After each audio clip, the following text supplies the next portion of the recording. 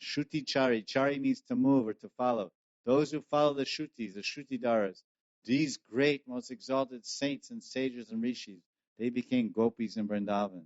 To Jago Kalam Vamadrisham Manoharam. And these rishis became gopis with gopi deha, female forms, Satchitananda, spiritual bodies, to love and serve Krishna eternally. And they had Vamadrisham, they had beautiful, charming, dancing eyes, and beautiful, celestial, divine, feminine forms.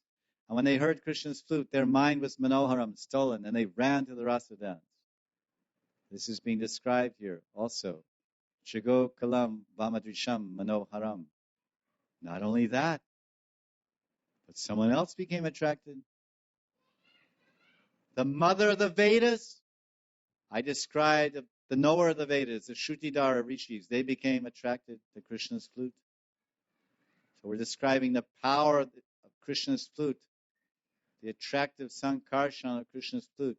Okay, it attracted some village girls, but it also attracted the greatest rishis in the universe, the greatest rishis and sages and munis and tapasvis and atmaram munis in the entire history of India, the entire history of the universe. They became attracted so much they wanted to become gopis, and they did.